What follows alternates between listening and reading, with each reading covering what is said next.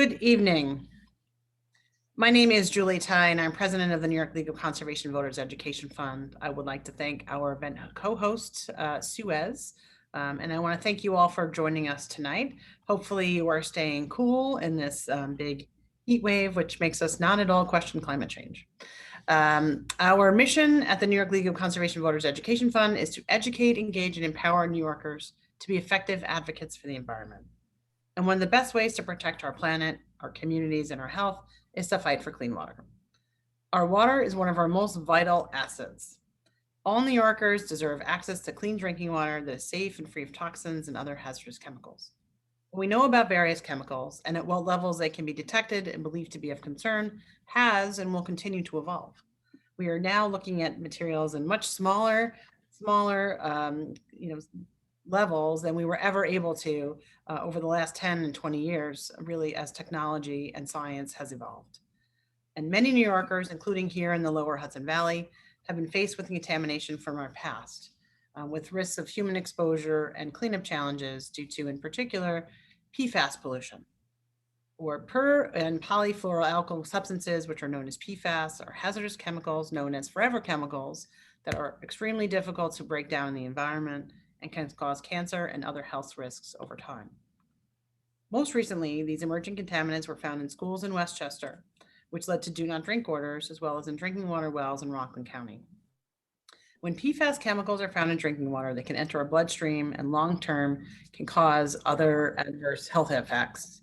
This is very often found in food packaging and nonstick coating for cookware, but it's also found in firefighting foam, which folks a little bit further up in Orange County know. In Newburgh, they saw this happen when Stewart Air Force Base was identified as the source of PFAS contamination from their drinking water from firefighting foam at the Stewart Air Force Base.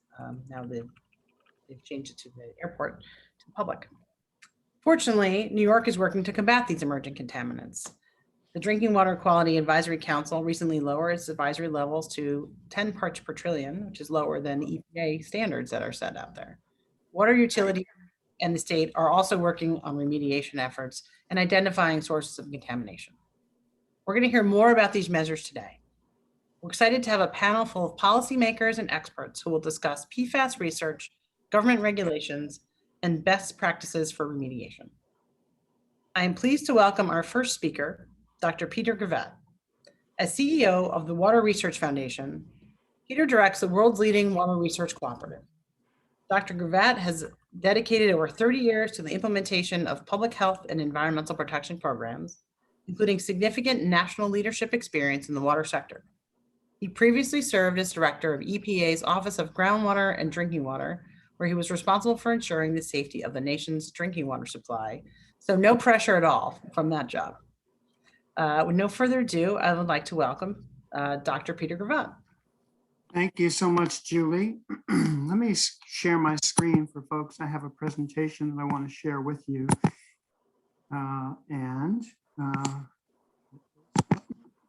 You should see that now.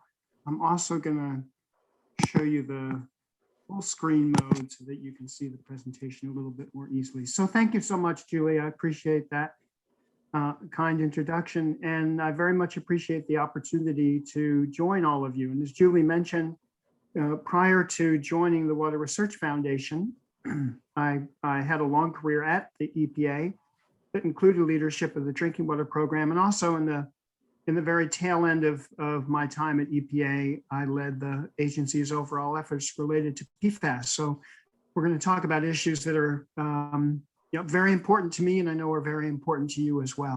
Dr. Gravatt, before you go further, we cannot actually see the presentation yet, just for your awareness. Oh, interesting. It says that I am screen sharing. It says, that's what it says on my screen as well. I can try and stop share and then share again. That'd be great. And we'll see whether that does it here.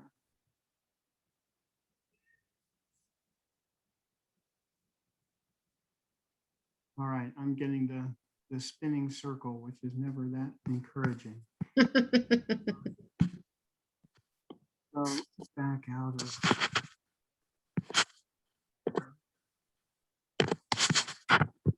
All right, so looks like I may have difficulty actually sharing the presentation that I have prepared. And I know Bill has a copy of it as well. And that may be possible for him to share it from his screen.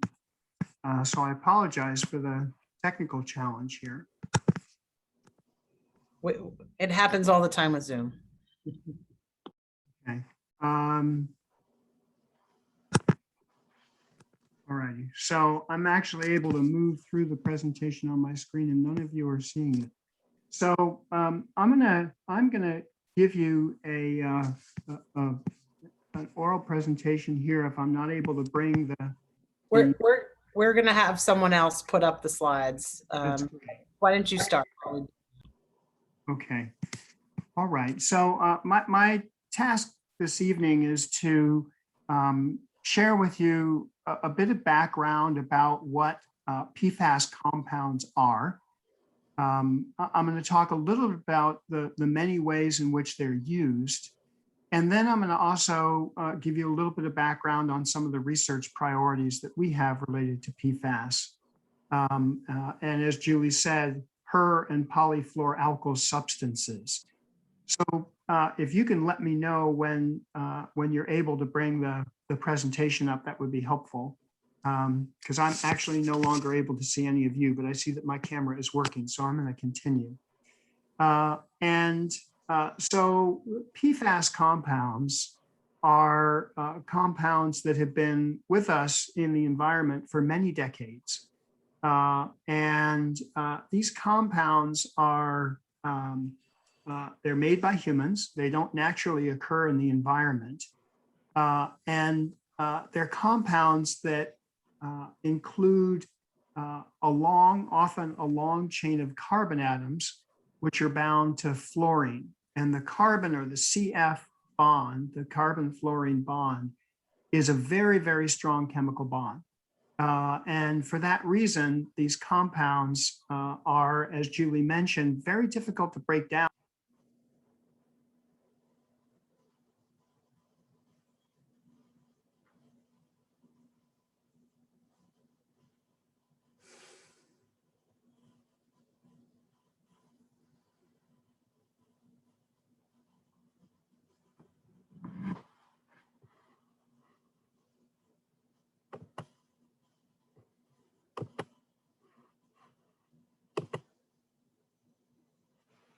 All right, Dr. Gravatt, we seem to have lost your sound.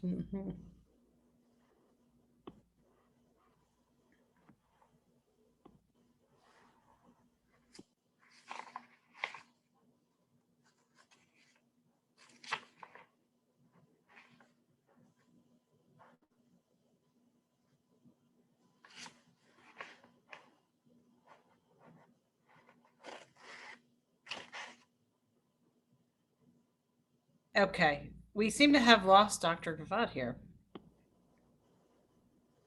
Why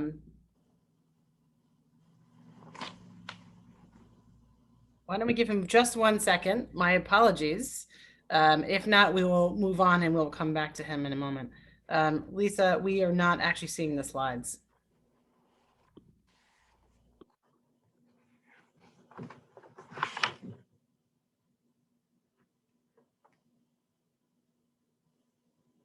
Thank you. Well, we had them for a moment, but now they're gone again.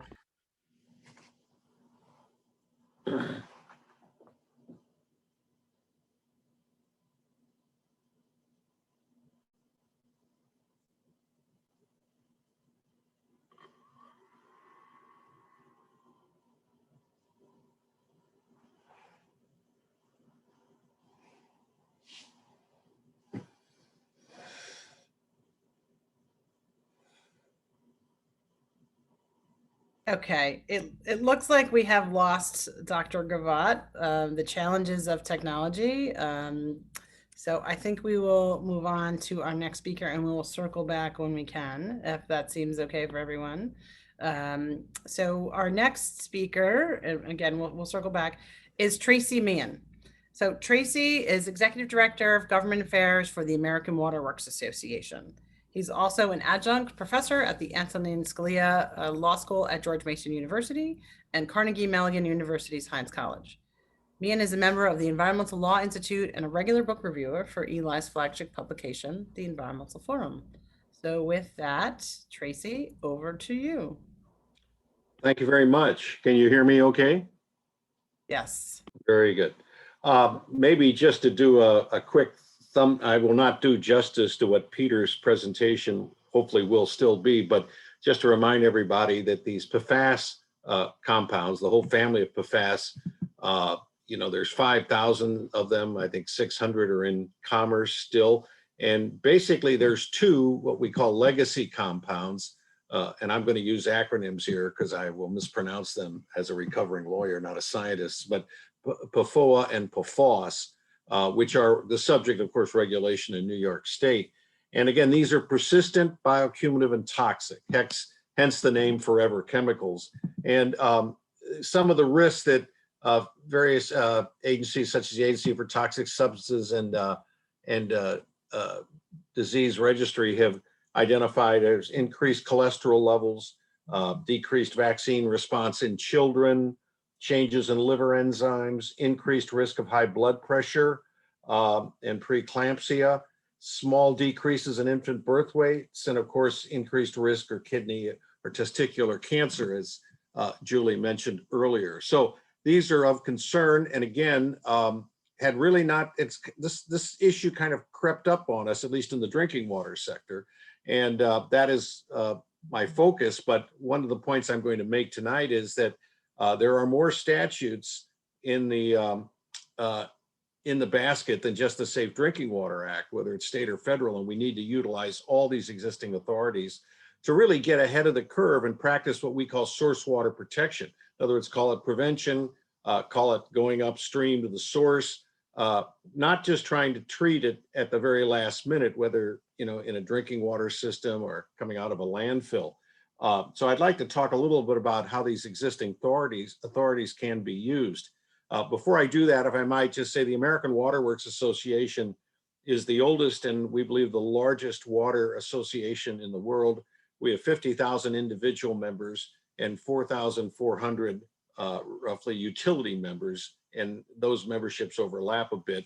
Our top 400 members probably serve close to 80% of the nation's population. And 60% of those utility members are combined systems that they do wastewater and drinking water, although the work of our association focuses primarily on the drinking water side of the house, with the development of standards and manuals and training and webinars and advocacy, which is what my office in Washington, D.C. does.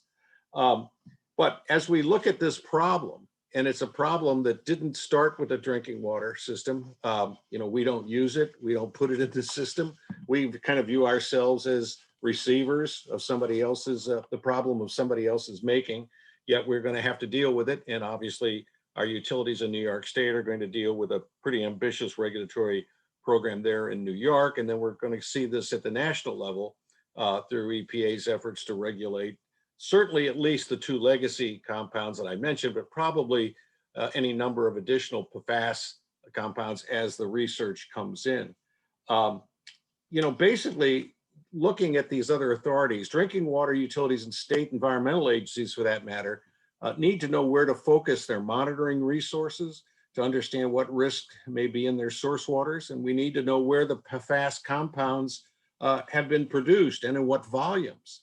These are existing tools and authorities that EPA could be using to a greater degree. And I think they're going to gradually get there, but they've been lagging to date. And this will help address these Pfas concerns for everyone, not just drinking water systems, but for other risk managers and communities and states. In particular, we like to see greater reliance and focus on something called the Toxic Substances Control Act, or TSCA, which has data gathering authority that the agency could use to garner more information from the manufacturing sector about the number of Pfas compounds that have been developed, in what quantities they were produced, and where they were produced. In other words, let's get a handle on the data. If you can't measure it, you can't manage it. TSCA data indicates that manufacturers have already discontinued the use of a number of Pfas compounds, such as PFOA and Pfas, we've discussed. But state and local risk managers need more information than is currently available to manage legacy compounds and proactively manage PFAS that are currently in use, a lot of which we don't really understand yet or appreciate. So deploying TSCA, that's the acronym for the law I'm discussing, TSCA, to authorities in the service of safe drinking water is what we would view as source water protection at the most strategic level. And another authority that that we could be looking at, and EPA is slowly moving on this too, is the Clean Water Act. It can come into play here, controlling PFAS. Information gleaned through TSCA to target assessments of PFAS in the environment will assist, I should say, in the development of pre-treatment, industrial pre-treatment actions that industries regulated under the Clean Water Act could take to remove it from the environment and keep it from getting downstream and into your drinking water. The Clean Water Act Authority can also is important in the development of analytical methods for PFAS in industrial wastewaters and in development of appropriate and reliable treatment methods. EPA has yet to take this substantial action under TSCA, and we've been urging them to do so now for over 2 years, or for that matter, under the Clean Water Act. So we think there's a lot to be done here. To give you a contrast of how we think maybe there's too much focus on the drinking water law as opposed to these other laws, there should be focus, but they're ignoring other opportunities. EPA recently proposed a rule that places responsibility on public water systems to take the lead to identify potential sources of 29 different PFAS compounds in the environment, as opposed to taking action under TSCA and Clean Water Act to substantively identify these sources. This seems to me an imbalance, not just in equity between the sectors, but just in practical terms, not going to where really the sources are and the people who know where those sources are, and putting it on a drinking water system that has to start ferreting out information that really isn't within its purview. So again, the whole question here is source water protection in a proactive and preventive way. And some of the things that and in recent congressional testimony, I've made these same points. We think EPA should provide a report in 1 year and update it every 2 years, describing the location of current and past PFAS production, import, processing, and the use in the United States for individual PFAS compounds based on data collected through TSCA. It should also describe appropriate actions taken or planned under TSCA to restrict production, use, and import of PFAS and support improved risk communications actions. Actions should be reported would include those taken by other federal agencies, and in particular the Departments of Defense and Health and Human Services, to address PFAS concerns. And I could go on and on. The fact is there's a lot of authorities out there, and they could help deal with the overall environmental challenge, as well as assist drinking water utilities in doing their part under the Safe Drinking Water Act.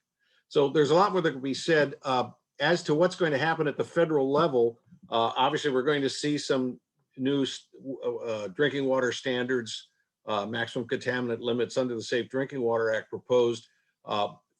Certainly as regards the two legacy compounds, PFOA and Pfas, New York standards will, I assume, stay in place.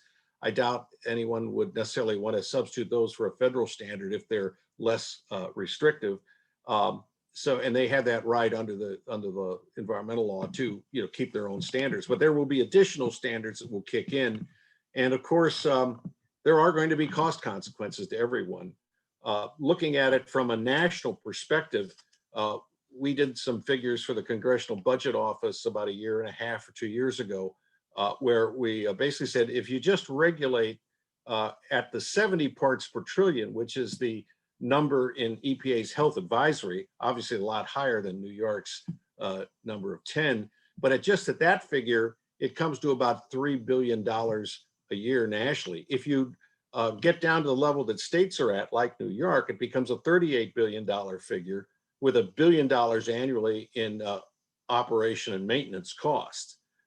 So whether it's things like granular activated carbon or ion exchange, et cetera, these require ongoing maintenance and updating, and there's disposal issues with various media that's used to screen the pollutants, and all that's going to be examined and in the development of a standard. But to put it most simply, I think the cost of regulating PFAS under the Safe Drinking Water Act will dwarf the cost of the removal of lead service lines under the new rule proposed by EPA.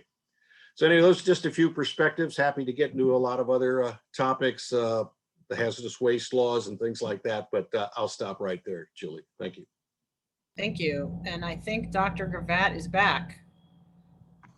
I am sorry for that foray I took in Zoom land. You would think 15 months in that this would have happened, but it actually has never. I've never had this experience before of getting kicked off and not being able to get back on. So thank you so much for your patience. I wonder if I can ask Lisa, Bill, or Julie, one of you, to share the presentation that I'm going to give. You'll forgive me if I'm a little bit gun shy here at the moment with Zoom. So Tracy, thank you for being nimble and jumping in.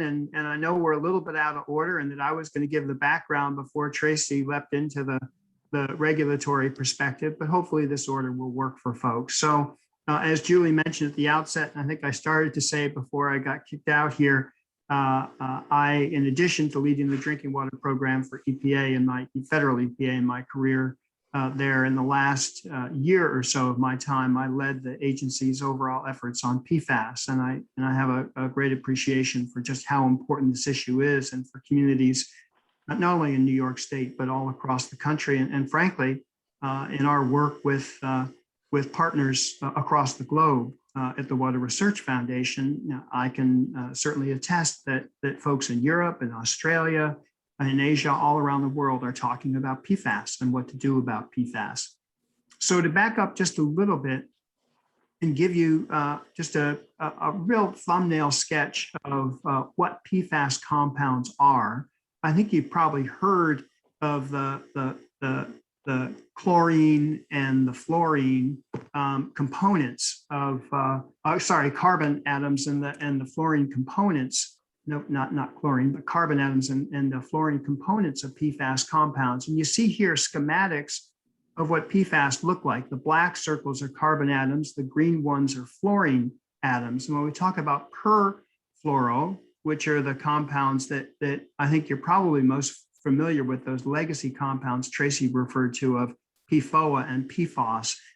We're talking about a structure that's like the one on the upper left, that's all carbon and fluorine atoms, except for the compounds on the very end that give these compounds their unique nature. Some things that are common to many PFAS compounds, and keep in mind that there are 5,000 PFAS compounds in all. We often talk about just a handful of these, but there are many, many other compounds that have been manufactured or produced as byproducts of manufacture of some particular PFAS compounds. But many characteristics that they share is that they're very persistent in the environment. That carbon-fluorine bond is a very, very, very strong one. It doesn't occur, largely, it doesn't occur in nature, only made by humans. It's a very strong bond, and that's part of the reason why PFAS compounds are so persistent, long-lasting in the environment, why people call them often forever, so-called forever compounds, because they're very slow to break down. They also provide them with remarkable properties that have made them so desirable for a whole host of uses, including that they're very heat resistant. They don't break down easily with heat. They also have these remarkable properties of being resistant to oils and resistant to water, which is why you see them used for things like fabric treatments for stain resistance, or Teflon for cooking, and certainly for firefighting foams, which is a use that I know you've probably heard a lot about, and has been a source of a number of contamination incidents really all around the world. But if we go to the next slide, it gives you a bit of a thumbnail sketch of the history of the time when these compounds were first introduced for a variety of purposes. So we go all the way back to the 1930s and 1940s, 80 years ago or more. when these compounds were first produced and used initially in nonstick coatings. You see in the 1940s, 1950s, use in stain and water-resistant products.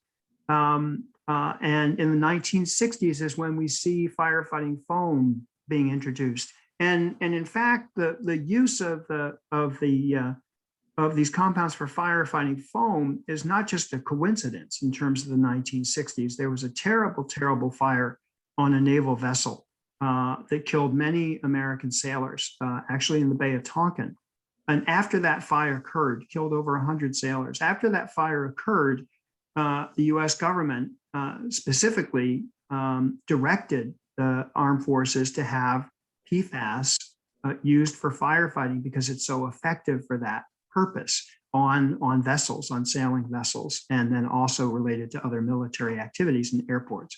You see in the 1970s, waterproof fabrics, the use of PFAS in waterproof fabrics. And then you see in the 1980s, a number of different types of PFAS starting to be introduced, including these fluorotelomers, and replacing some of the other purposes that PFOA and PFAS were used for originally. If you go to the next slide, then you see, as a result of really the remarkable qualities that these compounds have, uses here depicted. There's so many uses. It's part of the reason why they're so broadly present in the environment. So if you look at the top, the firefighting foams, while we show a fire extinguisher, a small handheld fire extinguisher there, they have been used in very, very large quantities for firefighting and fire training, particularly at military bases and airports. But then if we go clockwise around this figure, you see fast food packaging. And in fact, these compounds were approved for fast food packaging or food packaging when I was in elementary school. So we're talking about on the order of 50 years ago. But then also personal care products like shampoo, paints, and other coatings, photographic processes, stain-resistant products. Many of you, probably like me, may have had a spray can of Scotchgard in your house at some point, which was essentially a spray can of PFAS that was used to treat various fabrics and make them resistant to stains. If you continue down to the bottom, mist suppressants in metal plating. Of course, chromium is a real concern in metal plating, and PFAS have been very effective in actually protecting workers in metal plating industries. You see hydraulic fluids, floor polishers, nonstick cookware. Teflon is the one, of course, that's most famous. Mining and oil well uses, pesticides and herbicides. The one that's not here that is a use that I have certainly taken advantage of, and many of us probably have, is Gore-Tex. You know, this remarkable property being able to treat a fabric so that it is both breathable and waterproof. So you get this sense for why PFAS have been so widely used. However, those same qualities that make them useful for these products raise concerns in the environment. And I know that we're going to be talking quite a bit more about that. And that's really the focus of this conversation and concerns many of you may have. Tracy talked about the EPA's current non-regulatory, drinking water health advisory. And then there's also, of course, the values of 10 parts per trillion, very, very low value in terms of measurement in the environment, 10 parts per trillion that the New York State folks have put together. If we go to the next slide, then I'm just going to finish up here talking a bit about research priorities. So there's a lot that we know about the properties of these compounds in terms of how they can function in a variety of consumer products and in uses. Actually, much less known about their properties and behavior in the environment.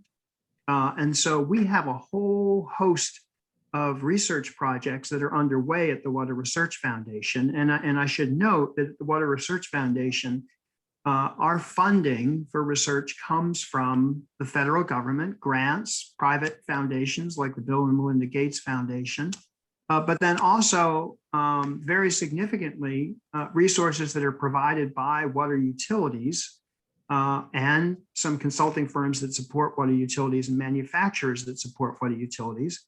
to help to provide them with the science they need to carry out their work of protection of public health and the environment in the most effective and efficient manner.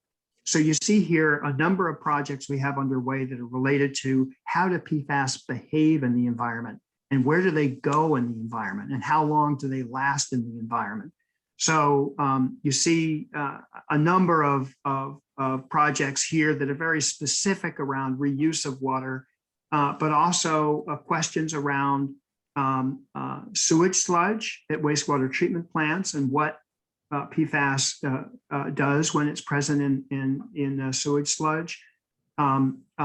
Another project there that's focused on better understanding the occurrence of PFAS in treatment activities. And bear in mind, Tracy may have mentioned this when I was trying to get back on, bear in mind the PFAS are not introduced at drinking water and wastewater utilities.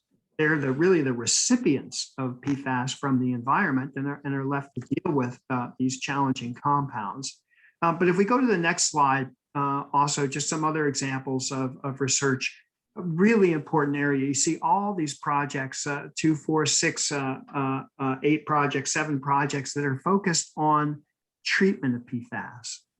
And as Tracy noted, there are a number of treatment options that concentrate PFAS. You'll hear about granular activated carbon. You might hear about ion exchange resins. They're very effective at binding PFAS, but they don't destroy PFAS. And so the PFAS then still have to be disposed of in some safe manner. So we're doing research to better understand options for actually destroying ultimately PFAS that may be bound on things like granular activated carbon or other compounds.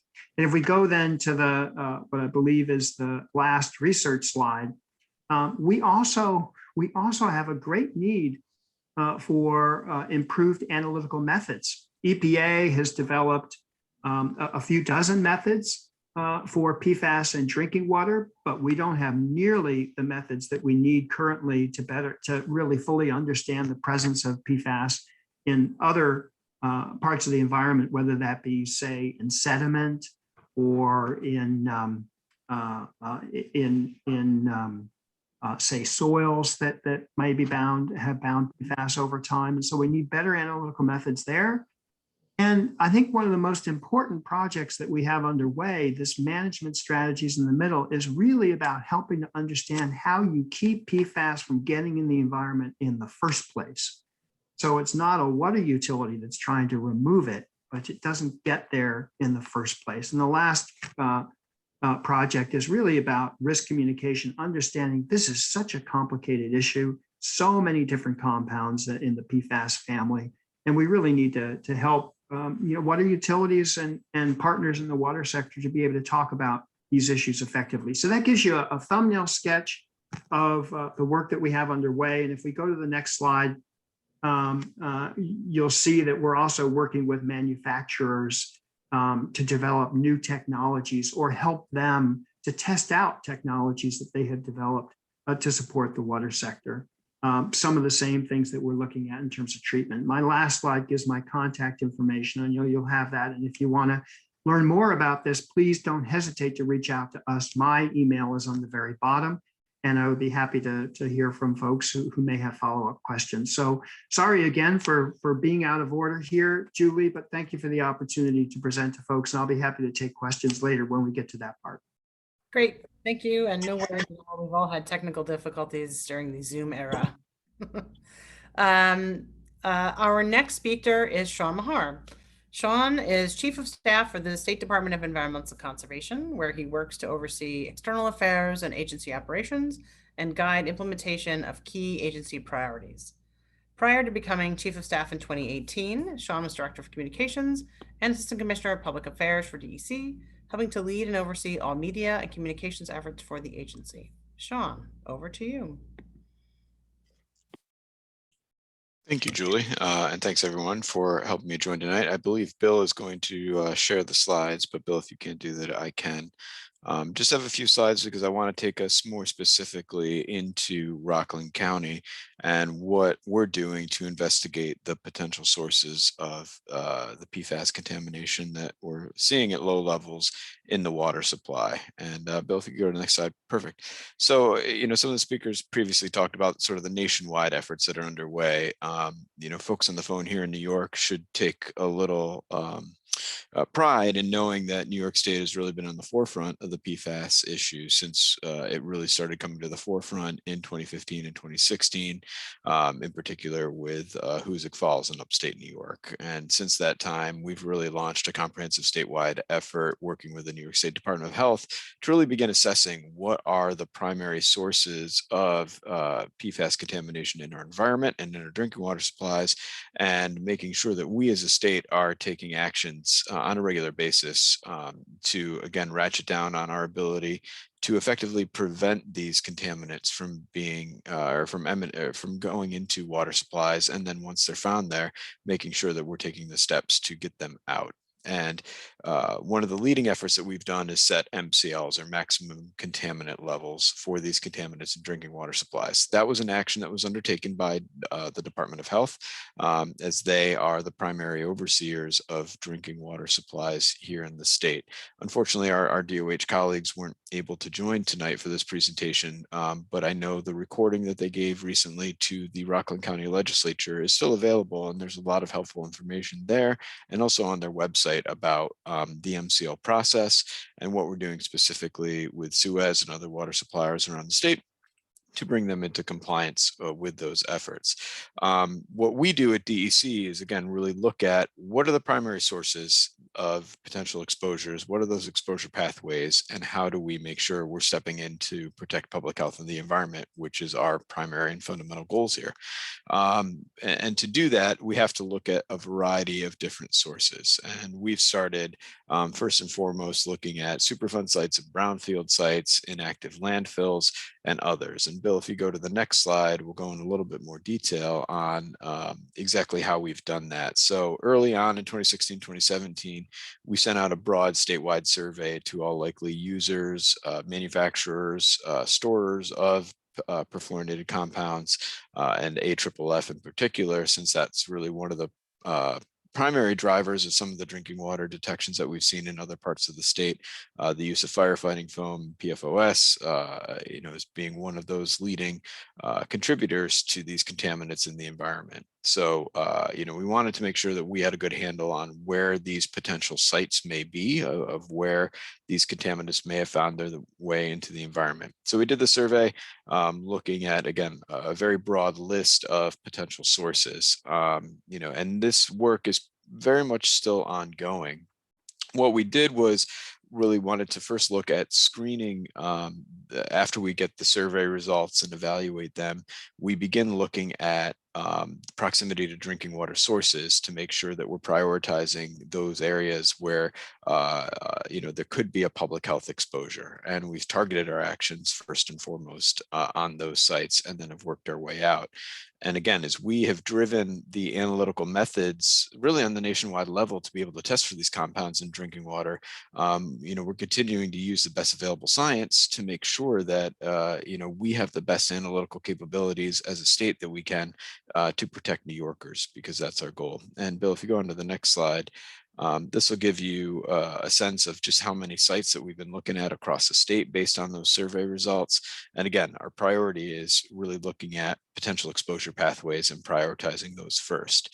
And when I say that, a lot of what's driving this are extremely high elevated levels. And as our analytical capabilities have increased, we're testing and finding these trace detections at lower and lower levels. And it's incumbent upon us to evaluate the science as regulators, and more specifically for our Department of Health colleagues, to use that science in a way that sets protective public health standards. And that's what we've done with setting the MCLs, and now continuing to evaluate the potential pathways in which these contaminants enter the environment. So Bill, if you go to the next slide, we'll go a little bit more into Rockland County. And again, first of really what we looked at is what are the potential likely sources around the impacted wellheads that we've seen in Rockland County. And really, if you haven't fully looked at the distributed network that is the water supply of Rockland County, there isn't one specific well where water comes from. There is a very distributed network of wells spread throughout the county that service and provide drinking water to the 300,000 plus folks that are serviced by the Rockland County drinking water supply. And what we needed to do was look at those detections in those limited wells. And again, these were very trace and low level detections. And what we wanted to do was find out, were there any potential sources nearby? Was there a potential plume of contamination that we're seeing? And really start identifying the patterns on the landscape of what we saw. So Bill, if you go to the next slide, again, what we wanted to start at was our Superfund and Brownfield sites and really look at, were any of those that are in Rockland County near the impacted drinking water supplies. And as you see, we've narrowed down our list, again, starting at, over 1,200 facilities statewide. Down in Rockland County, we've identified, 20 out of the 23 legacy sites have been sampled for contaminants, and we're still working our way through the rest to make sure we've got the right body of evidence. But Bill, if you go ahead to the next slide, none of the landfills that we've looked at around Rockland County have been identified as a potential source of contamination, meaning that where we see these landfills, and if we've had any detections on their site, they're far removed from any of the impacted wells, and there is no hydraulic connection between the sites that we're looking at and the detections of the contaminants at low levels that we're seeing in the drinking water supply wells. So we have confidence in the science that we've driven on this to know that none of these sites are the direct cause of the contamination that we're seeing. And Bill, if you go to the next slide, Superfund sites. You might have skipped one, but none of the Superfund sites that we've looked at, again, have been identified as a source of contamination. Again, based on their geography of where they are in correlation with the public impacted drinking water supply wells, there isn't a connection that we've been able to see. So we do still have some additional investigation work to do at the potential Superfund sites that we're still evaluating in the county, but again, very minimal expectation that those would provide any connection to the drinking water contaminant levels that we're seeing, because again, their geography is far removed from those impacted wells. So what we're doing is continuing to work with EPA and the New York State Department of Health to advance our scientific understanding of the area and what may be contributing to these detections. But it's important to remember, I think, as Tracy and Peter said, that these were very ubiquitous, widely used chemicals in many different products. And the fact that we're able to test for them at such low levels that we are now is showing that it's not surprising that we're finding them in the environment, unfortunately, because we've used them so widely in so many different products. What we have to do, again, as responsible regulators, is look at those potential sources. We're not seeing a plume of contamination here in Rockland County. What we're seeing is likely some of what we'll call background levels of contaminants in the environment, because again, they've been so widely used for so long. And we have to look at patterns in that to determine if there's potential sources. But that's why we're continuing to drive the science. Again, these are waterborne contaminants primarily. So our public health exposure risk is looking at drinking water first and foremost. And then we have to work our way back to determine what are the ways in which these compounds are getting into drinking water and take corrective actions immediately. And that's what you've seen systematically over the last 5 years in New York, really, again, looking at those exposure pathways, driving the science and analytical methods, and we've been really the first in the nation to lead in a lot of the regulation that we've been doing. And, we were the first state to classify these compounds, or at least PFOA and PFOS, as hazardous substances that unlocked our ability to use a state Superfund program to effect responses. And from there, we continue to look at how we as a state, in absence of federal action, do what's best for our residents to keep them protected from these compounds and again, get them out of the environment.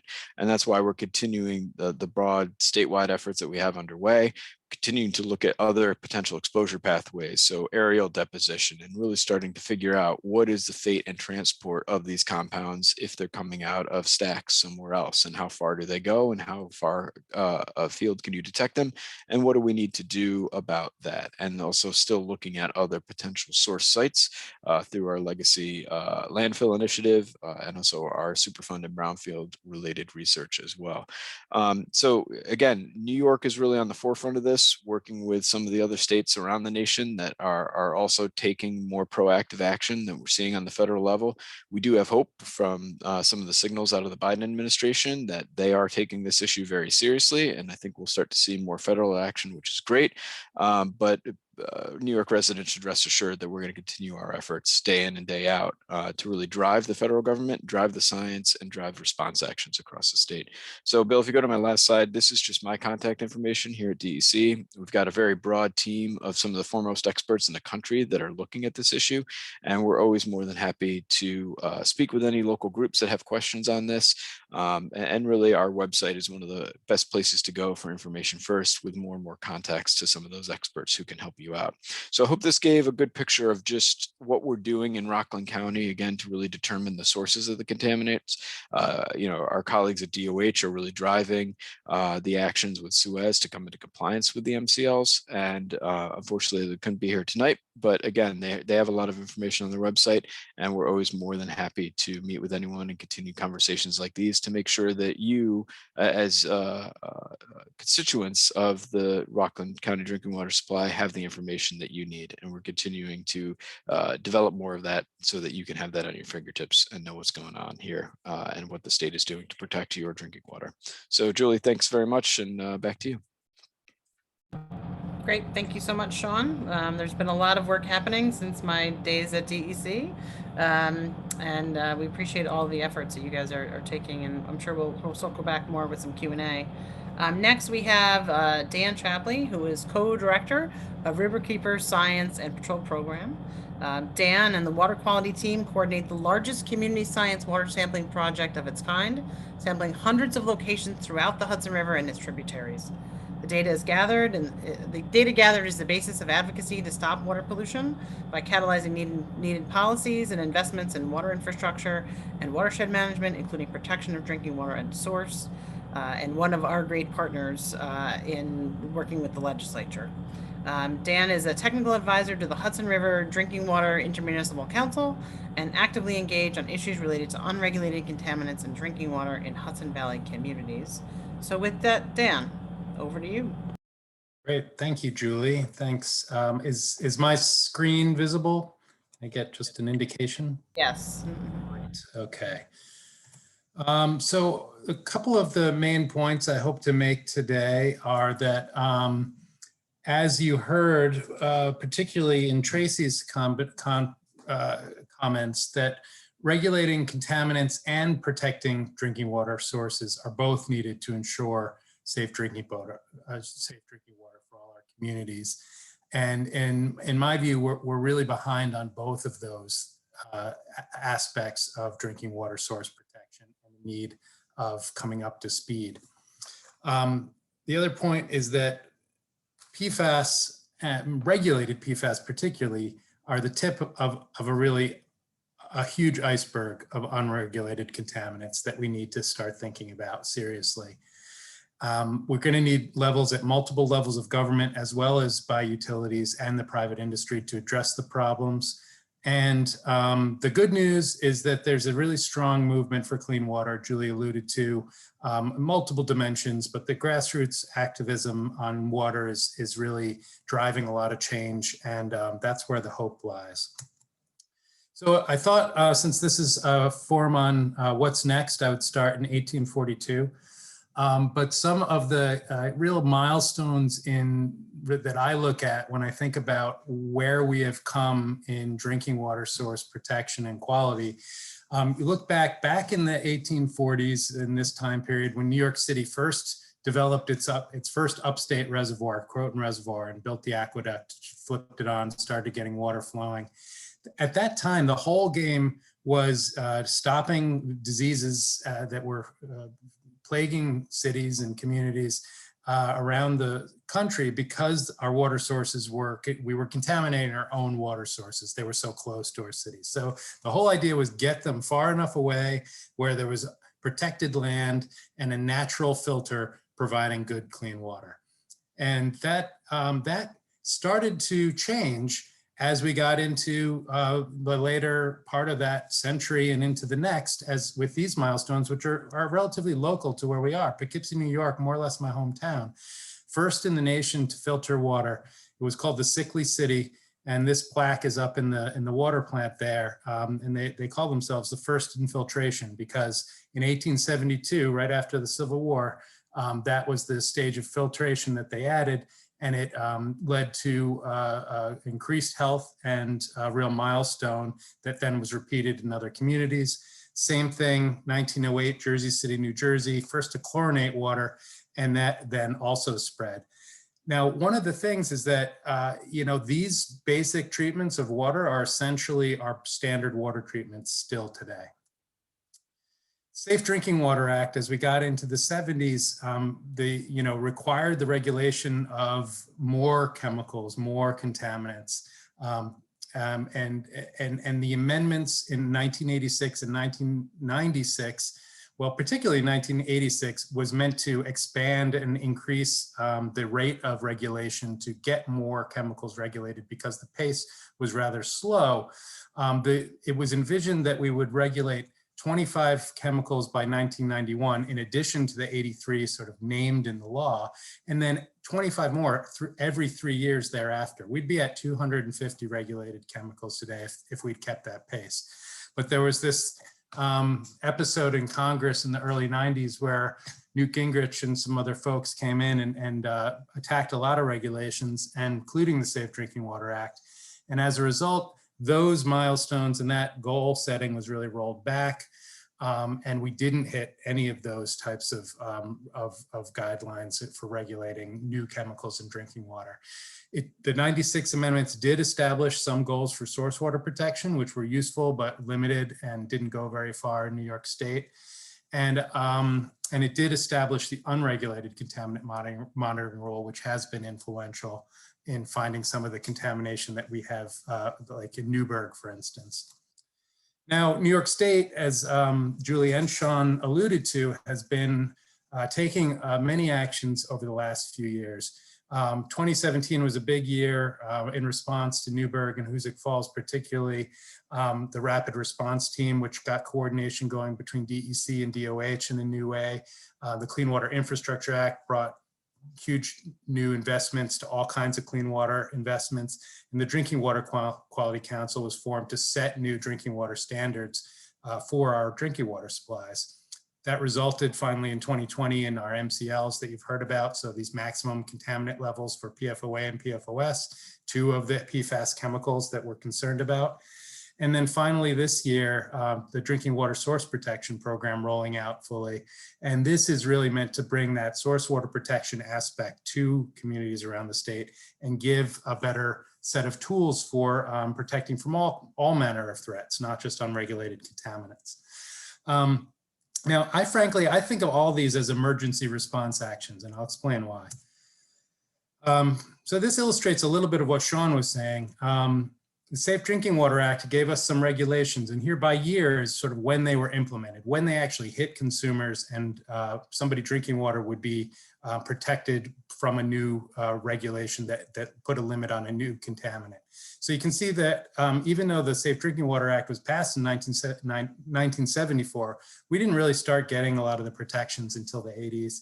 And then they sort of petered out in the early 2000s. And that federal inaction, I think was Sean's word, is very true. And here we have, 2020, we finally have some action at the state level. And you would see some other actions in other states if we were talking about Michigan or Massachusetts or other states that have regulated PFAS, including some who have regulated more than the two that New York has regulated. The unregulated contaminant monitoring rule has required other water systems, at least the larger water systems, to test for additional contaminants, but they're not regulated. There's been no requirement to then remove them or reduce people's exposure. They've just been a look to see if they're there. So you can see that that has ramped up, but the regulations at the federal level have now followed. Now, these graphs are on roughly the same scale, but I pulled them from a scientific publication. And the title of that is Synthetic Chemicals as a Global Agent of Change, or I'm sorry, an Agent of Global Change. And what this illustrates here, the two graphs on the right show, and what I would expect you to get out of this is the lines point up very severely. Global pesticides, chemical use, pharmaceuticals, these are there are many more of these used in much higher volumes than when I was born, than in the last 40, 50 years. And these are on the same scale, these increases, as we see in the increases in nitrogen and phosphorus pollution that are fueling algal blooms and killing coral reefs that we hear about. They are far and away more dramatic in at least their curve than even global greenhouse gas emissions, which we understand now are such an important driver of so many changes. The point of this science is to say, here we have a global scale issue that we are not studying, we are not dealing with in a societal manner, and that we need to. What is it doing to our health? We're exposed to mixes of low-level chemicals. Is this all because of what's in the water? Certainly not. Is it because of a range of exposures to environmental harms? We don't really know, but we see thyroid disease. I mean, look at your family, look at your friends, look at your neighbors.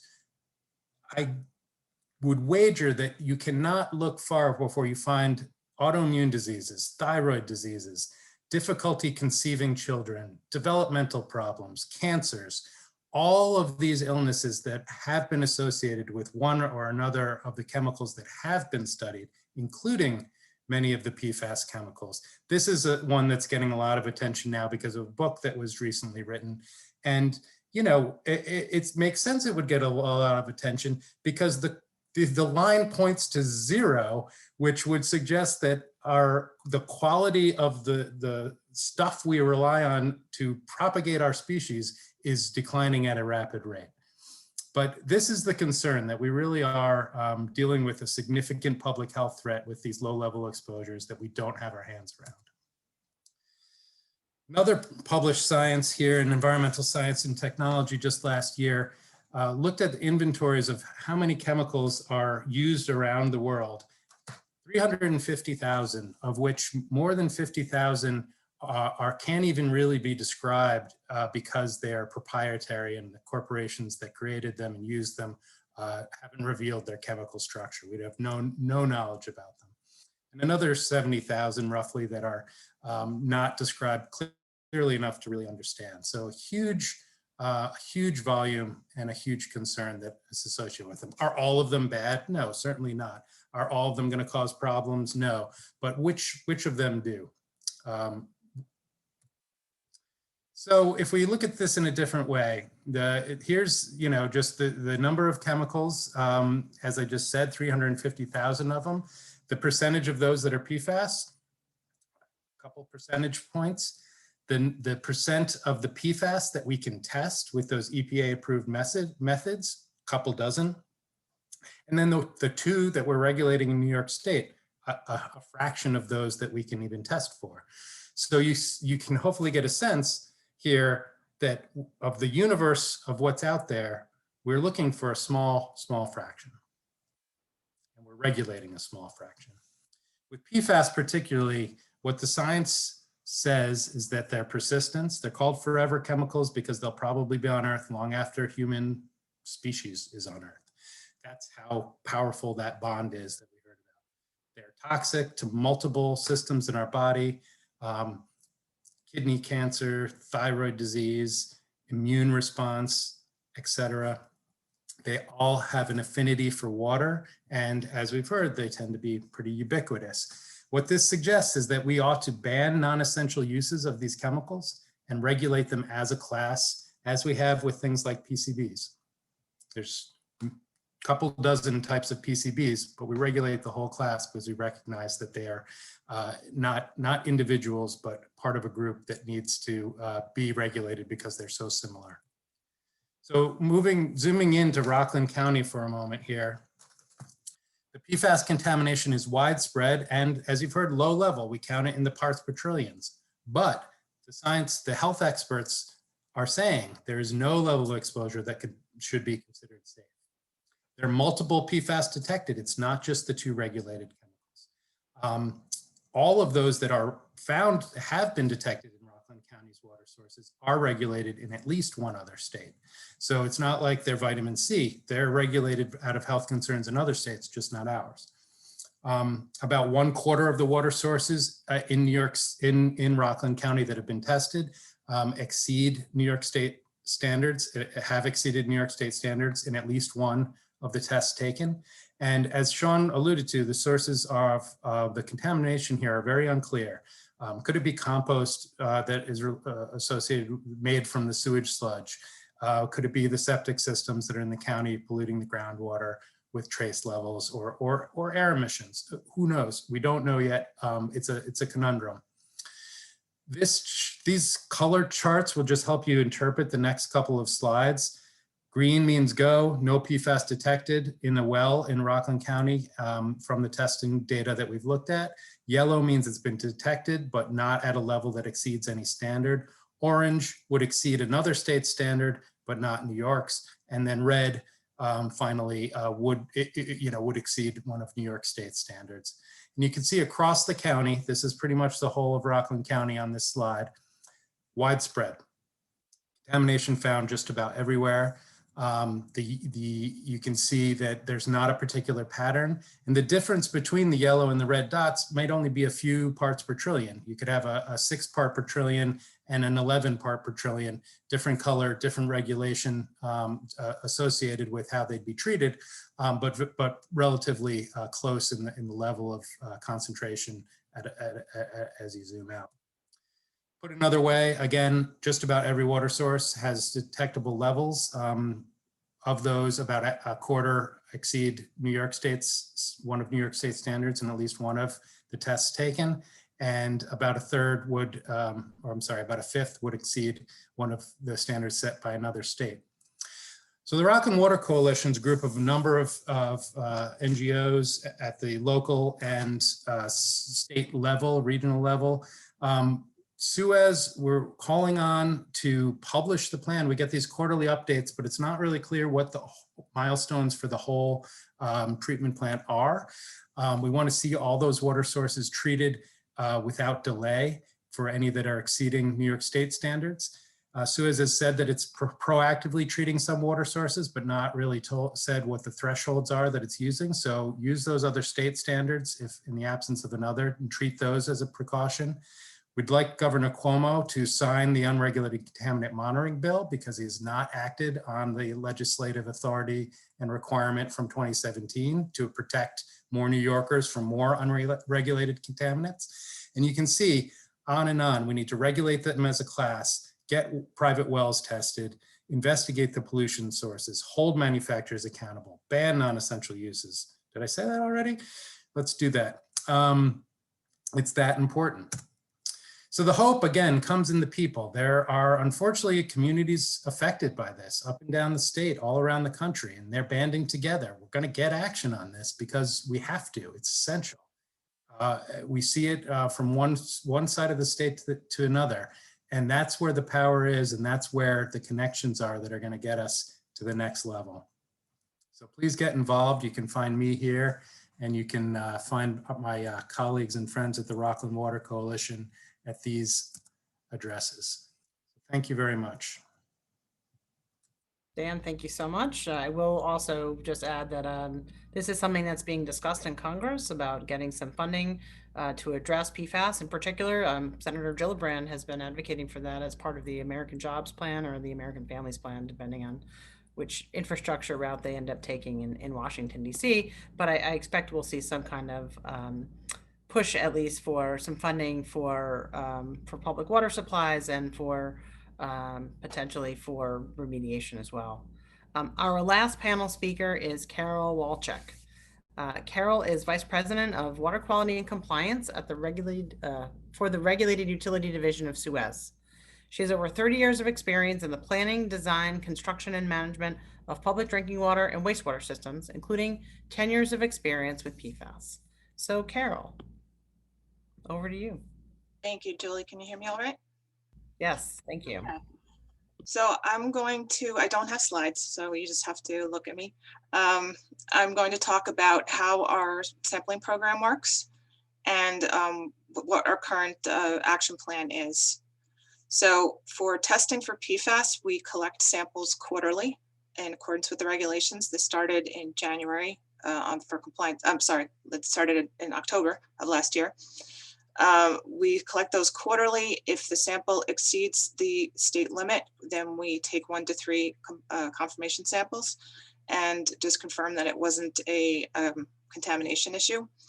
Contamination of samples is a big issue. As you heard in the earlier presentations, these compounds are in so many things that we use every day. They're in our fast food packaging, they're in our cosmetics, they're in personal care products, dental floss. So we have to make sure the samplers follow a very strict protocol to make sure that they don't accidentally contaminate the sample with some other source of PFAS. For testing methods, there are currently 3 testing methods for drinking water approved by the US EPA. 2 of those have only been developed and approved in the last 2 or 3 years. The earlier method 537, was used for testing for 14 PFAS. And then the later ones, when used in combination, allow us to test for 29 PFAS compounds. Lab capacity is a challenge for us, especially in the beginning, because very few labs were certified to do these PFAS analysis methods. There are more labs certified now, but because so many systems now have to monitor, New York and New Jersey passed the regulations at almost the same time, and they're applicable to everyone. So the labs are getting swamped, and typically a sample takes 2 weeks to analyze. We recently requested a rush sample, the 24-hour turnaround time, and it took a week because the lab received 100 coolers in 1 day. So this is a big issue for us with our sampling program. When we do detect over the limit, we start planning for treatment. These are, as you've heard from the other speakers, PFAS is very hard to treat for because of that very strong carbon-fluorine bond. It makes it such a good commercial product, but it also makes it very hard to destroy. So the treatment technologies that are currently in use for most PFAS treatment applications are granular activated carbon and ion exchange adsorption. And those work like filters where the water flows through this media and the PFAS sticks to the media, and the water that leaves is without PFAS. There's also some novel adsorbents that have been developed that are currently being tested across the country, but they're not quite ready for prime time to be scaled up for use. There's also separation technologies such as reverse osmosis, nanofiltration, where the water is forced through a membrane and it separates the PFAS from the water. And then lastly, destruction technologies, which is what everybody really wants, but those are still in the lab research stage. And some of those are plasma and different methods of actually destroying a PFAS completely. There's no one size fits all. New York State has said that GAC is the best available technology for PFAS. Any other technology that we might want to use, we would have to do an extended pilot study to prove that it would work. What we also have to do is we have to analyze for each type of water how the treatment will work, because something like GAC doesn't just remove PFAS, it removes other things, and it can affect the life of the GAC. So we have to do, what we do is a bench scale testing, which is kind of a miniature version of a pilot plant, and we test to see how effective the GAC is on the water. There are different types of GAC, so we test different types of GAC, and we also look to see how long we expect that media to last before it needs to be changed. Ion exchange is also a really good technology. It uses a much smaller footprint. So in some cases that, because of land use issues, that may be the best one to use. So we do these tests to figure out which is the best one to use. So in terms of the SUEZ, overall action plan for PFAS, this has been a challenging issue for all water utilities. All the states have varying regulations.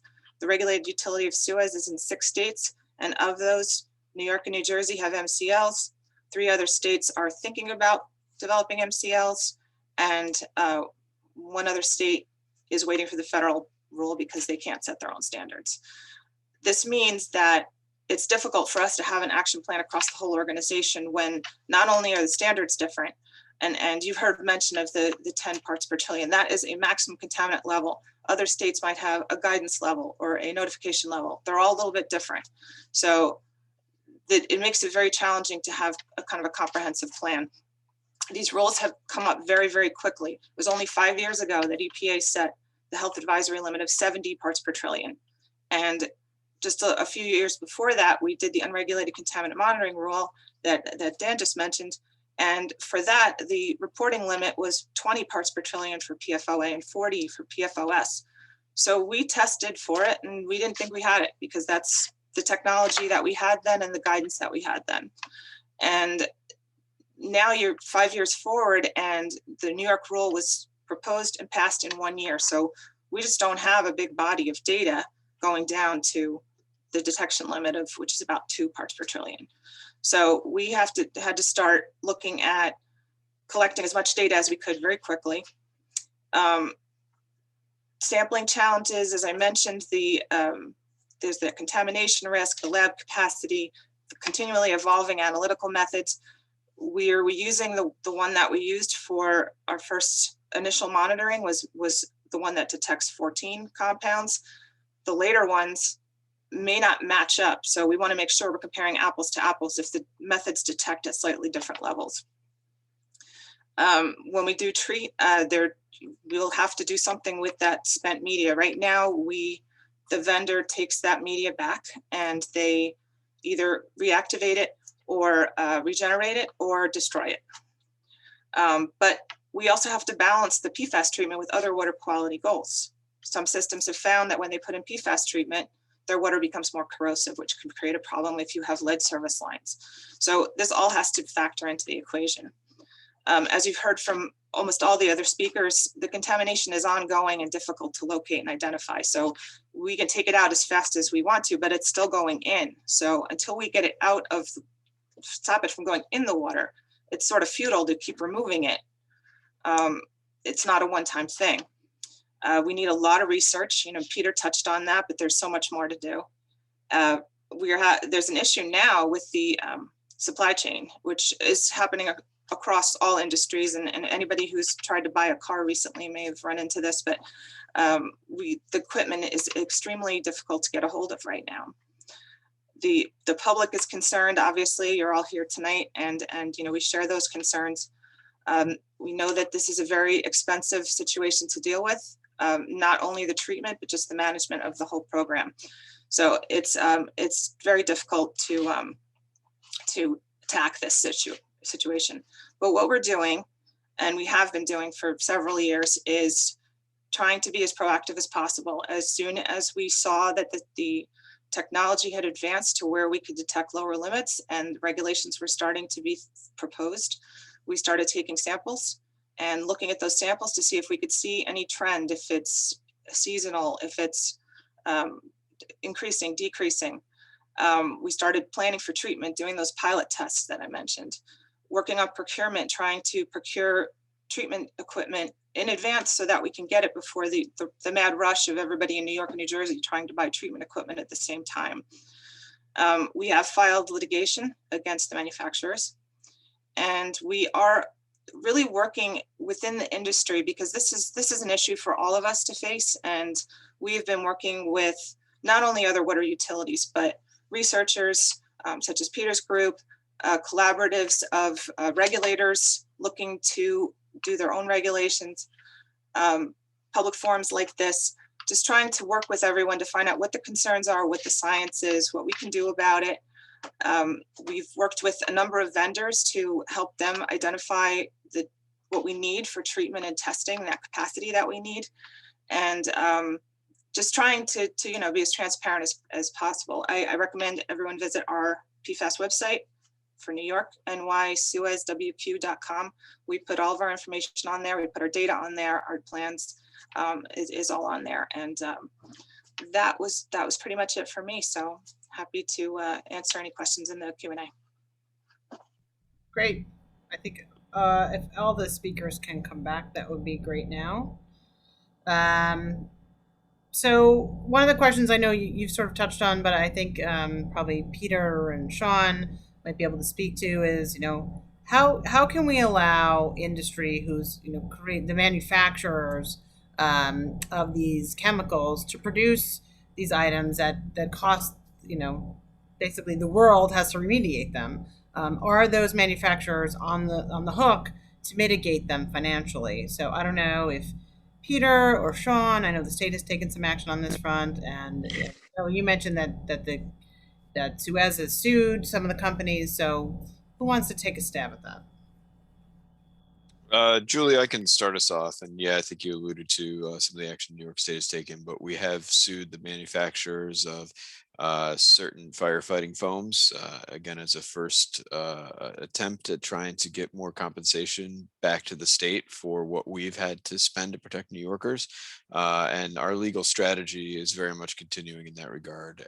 As we find more of these instances where we have MCL exceedances or detections of these compounds in the environment, we have to look at where they come from, who might have put them there, and then what do we do to hold them accountable? And we have different tools through like the state Superfund program, obviously, but then we also use the courts to our advantage to try and recoup some of those losses as well. So we do have a lot of legal action that's underway in New York, and more to come on the horizon as well. Great. So how can state regulators help utilities tackle the PFAS issue? So Carol, I don't know if you want to take a stab at that. I think one thing that's been challenging with this is when a federal rule is passed under the Safe Drinking Water Act, and I know that takes forever, but when they do it, they do a cost benefit analysis, an occurrence analysis, a treatment feasibility analysis, and they develop guidance for both the water utilities to implement it and also the state administrators to administer it. And with the states sort of going their own way, they don't have any of that guidance. So I think it's been difficult when a rule is passed kind of at the state level and then a local enforcement agency is trying to understand and enforce the rule. And we've gotten some, kind of mixed messages on that. So it's, and the communication, the risk communication to the public, it's something else that EPA, usually provides guidance on, and the state really hasn't done much of that either. So we need that kind of support to have a clearly written rule that we can understand, that we know how to implement, that we know when something unusual happens, what the proper response is, and how to communicate it.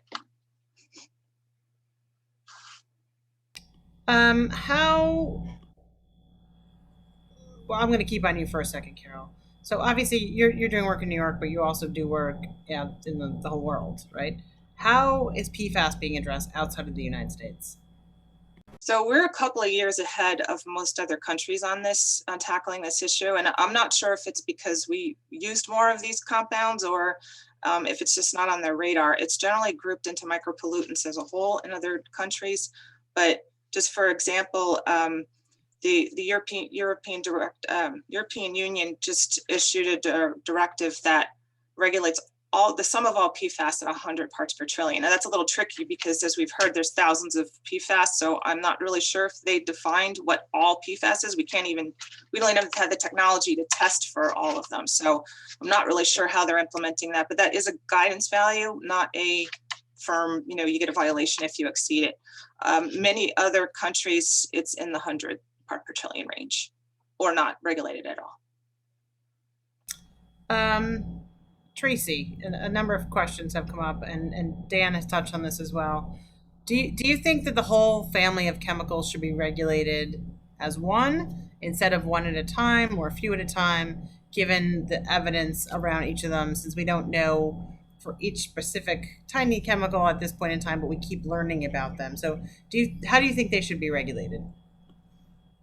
Well, we pretty well, consistently held the position that it's not a binary choice between regulating the whole class of PFAS or just the two legacy compounds, that to the extent you can look for commonalities in terms of, the way the chemicals behave, their toxicity, there could be a grouping. And I expect that when EPA does get an MCL out, it won't be just for the two legacy compounds. It'll be for somewhere, I'm guessing, don't hold me to this, anywhere between 4 and 10. So I think there are ways to do a grouping, but to sort of take the intellectual leap that 5,000 chemicals are all of equal threat and harm, that just doesn't make sense to us. And again, these chemicals were developed over time, and there's long chain, there's short chain, a lot of people will argue for the precautionary principle, and our concern is you end up with precaution without principle. So we think we're better off, following the science, the data, and the risk assessment, and then proceeding in that kind of a fashion. And again, I do think the agency, that is EPA, does need more resources. One of the reasons we haven't seen more regulatory determinations is because the lack of data and monitoring and all these things that are necessary to do a good job locally. So that's basically where we come down, Julie.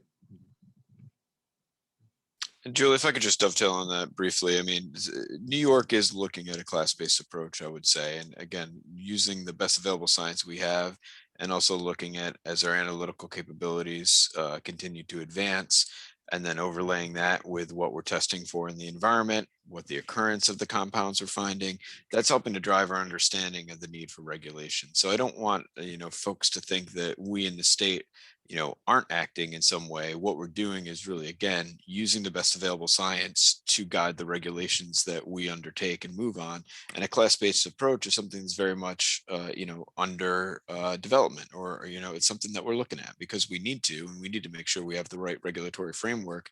Again, if we're not going to see the action on the federal level, I think there's a lot of hope, as you're hearing tonight, that there is some potential for progress on the federal level, and that will help, level the playing field across the country. But again, in absence of that, we're going to continue to drive that here in New York, which is what we're doing. Sort of tagging on, I'm going to direct this to, I think Peter.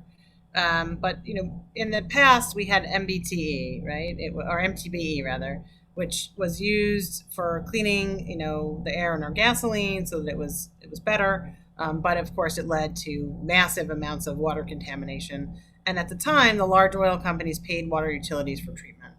How, from your perspective, or if anyone else wants to answer this, like, how do we make the DuPonts of the world pay for that water treatment?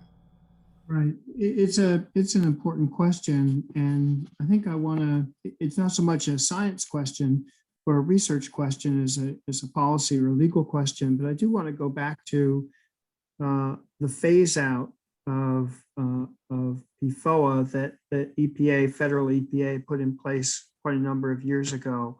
And just note that we see, while we're still concerned about levels of PFOA and PFAS in the environment for certain, we see that levels have diminished quite significantly as a result of that phase out. So it's not the case that we can't get these chemicals out of the environment. It is really a matter of how do you get at that, the question you asked earlier, how do you get at the issue of stopping manufacture of some of these things that we're really concerned about. And I think that's a really important area of focus.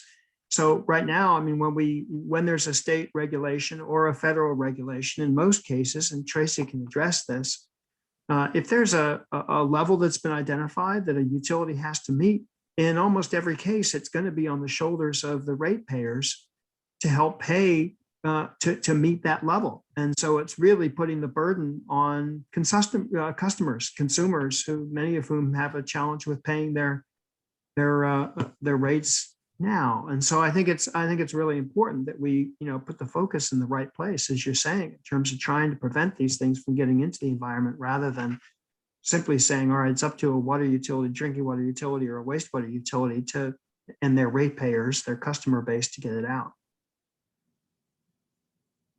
I could add just one thing, that hasn't been stated tonight, and I 100% agree. And it's, the policy question is important, but the moral question is so clear. These companies, in many cases, knew these chemicals were harmful decades ago. They kept them on the market. They kept minting money, and they're passing these costs on to all of us in terms of health and in terms of treatment of water. So we do have to find a way. I know that Senator Gillibrand has a bill that would at least hold some of those chemicals accountable for health monitoring, which is a step. But it's an essential thing. And I think, accountability is so important in all of this. And there's accountability at all levels, whether it's the utility, the regulatory agencies, the legislative bodies, the governors, the presidents, but the chemical manufacturers and the users ultimately are the ones that are responsible, and the polluters should pay. Well said. I think everyone can agree with that. So a number of people have asked the question of, is it safe to drink the tap water? Should they be buying a purification system, or should there be bottled water supply provided?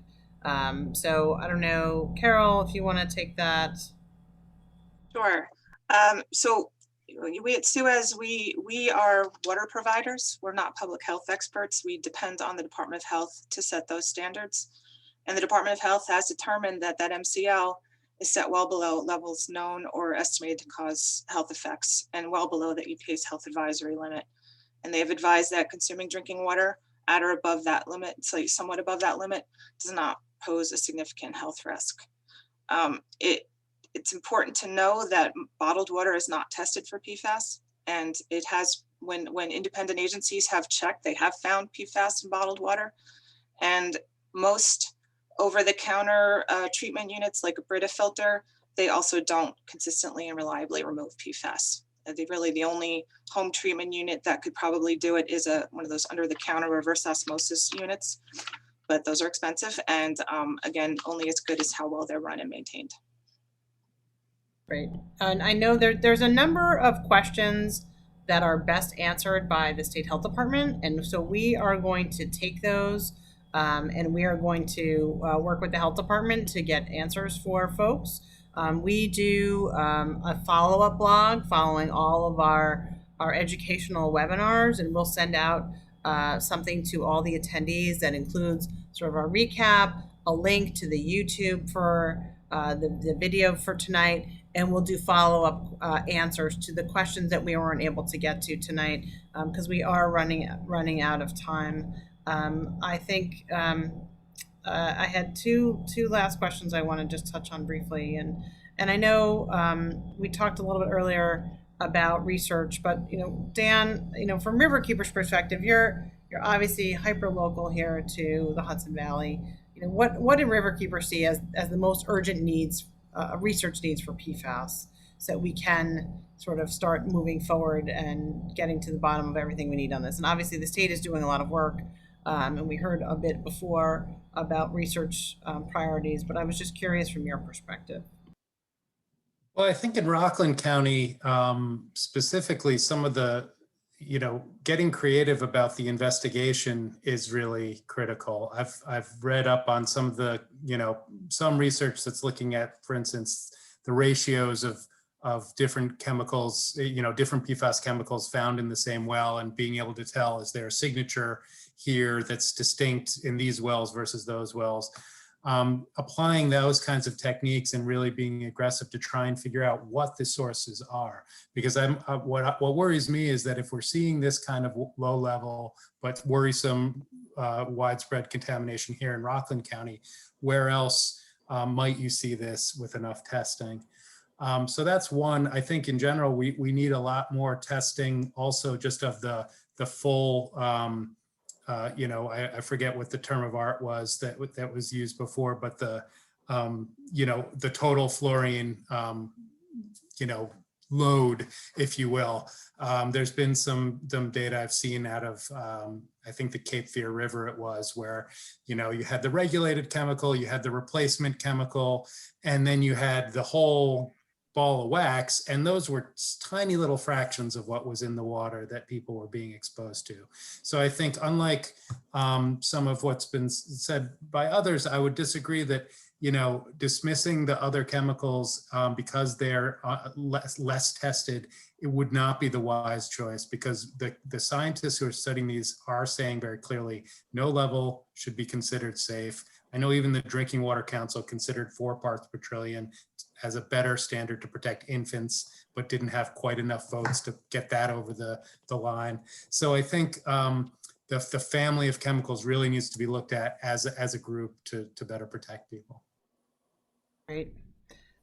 We are actually out of time. I want to thank all of our speakers tonight. So Dan, Carol, Sean, Peter, and Tracy, thank you all for joining us today. We want to thank everyone who's watching tonight and for participating. We hope you feel a little bit more knowledgeable about PFAS and how people are looking at it to remediate it and drinking water quality.